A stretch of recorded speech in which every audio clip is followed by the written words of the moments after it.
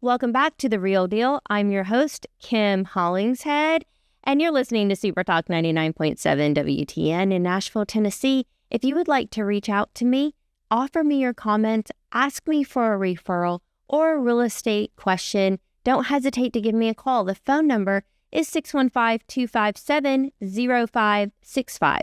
That's 615-257-0565. You can also email me. It's kim@therealdealradio.com. I would absolutely love to hear from you. Hey, if you miss any part of this episode, don't worry. You can go back and listen to it on Spotify, iHeartRadio, Apple Podcasts, and catch episodes on YouTube. And we have tons of clips across all social media platforms. Find me, look me up, and catch up on some of this past content that we've had. Guys, today we are talking about the war in Iran and President Chaos and how the war in Iran is no different. It's like absolutely everything else in his presidency, which is not typical and totally unpredictable. It's very interesting to watch how President Trump has been handling this dispute. The media's reaction, the people who love him, the people who hate him, and to just see how everybody is reacting to it. Personally, would love to share my thoughts on it, and I hope not to alienate anybody out there. I know there are very strong opinions about Donald Trump. I am mostly amused by him. I do not hold a strong opinion of him one way or another. I don't love him. I don't hate him. I just sort of observe him. I find him to be very interesting, and his approach to everything seems to be a very business-like approach. I've been in real estate for about 20 years now. I can tell you for sure, real estate is one of the most cutthroat industries you will ever be in. There is a lot of money at stake, and there is so much money to be made. And Donald Trump is a land developer. He's a builder. He is, of course, he has been in real estate. He has seen booms and busts for all the different cycles of real estate, and he has negotiated some very large real estate deals. Real estate is one of those, land development, it's one of those interesting subjects because, you know, there's, of course, the entitlement and the zoning regulations. It is a political process, but also very creative because land developers kind of look at this piece of raw land and they can envision what kind of a project they want to see there. There are, in history, many times in a lot of American cities around the U.S. where it was a developer, a land developer who started that city. They had a vision. Walt Disney having a vision to bring Disneyland back, to the world, to California. He had a vision for Disney World in Florida.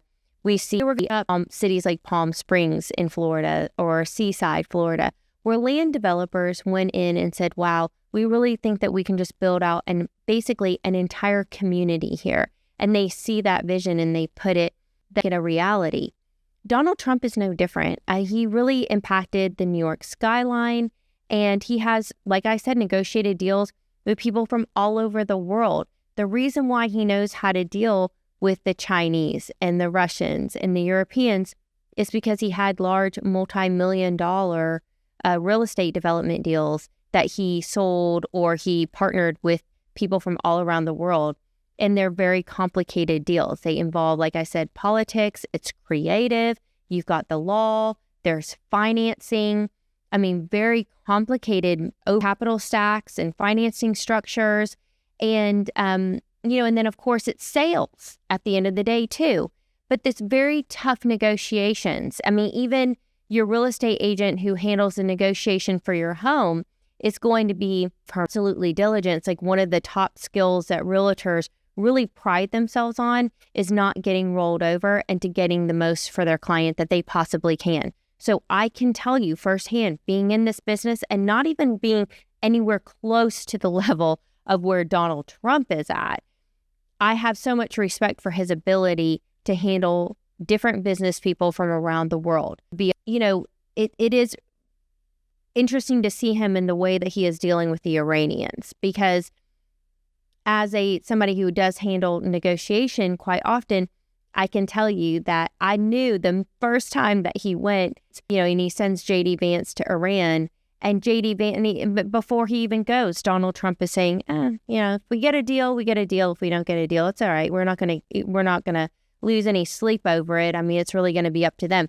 He already knew that they were not going to get a deal the first time that JD Vance went to Pakistan. He knew the first time that he had that 2-week ceasefire, they were going to burn up all 2 weeks. You know how hard it is to get anything done in a 2-week period? He is typically, from what I see, he is just applying pressure, as much pressure as he possibly can. And he wants this nuclear program in Iran to be over at whatever it takes. They're not just going to hand it over because they see their nuclear program as being their safety for them and their people. It is the only thing that keeps them from being completely annihilated by all of their neighbors and also Israel. So they're not just going to hand over. It's like asking somebody who has, what they consider to be protection in their home is a gun. Yes, it's a weapon. It's very dangerous for them to have it, but that's their protection. You can't get a homeowner to just hand it over to you because you demand it, So he's having to raise the stakes. He bombed them terribly. And then what did Iran do? Iran did what Iran had probably planned for decades, which is they completely shut down the Strait of Hormuz. And they did that in order to apply financial pressure to the United States. They're not stupid people in Iran. They had a plan and they executed on it pretty flawlessly, I must say. So that pressure went back to Donald Trump. They knew that as soon as the world's oil supply had a choke, had been choked off, that they knew that the entire world would be applying pressure to Donald Trump and nobody was going to be supporting the war in Iran. That is what we have seen, is that they're not supporting it. So let's go back to the interest rates, though. Interest rates are up since the war when conventionally interest rates should be coming down during a time of war. And why is that? Because interest rates, they're not just driven by one factor. The driving force behind U.S. mortgage rates is actually inflation more than anything. It is a response to inflation, not just the bond market. Okay, now the bond guys are, of course, they're impacted by what they see in the world as far as inflation as well, right? But even though we are seeing a flight to safety, we are seeing that T-bills are being sold at a greater rate right now. What we're not seeing is that reduction in the interest rates, and that's because we have other factors that are impacting inflation. And number one factor, of course, it's oil production. The U.S. is the world's top oil producer, okay? And it's also very interesting to me that, months before he invaded Iran and started bombing Iran, that he actually went into Venezuela and he freed up the oil production in Venezuela. That to me is a really interesting move because what we're going to see is how that's going to play out in the long term. But for right now, we're just going to focus on what's going on in the Strait. The Strait does not just give the world access to Iran's oil.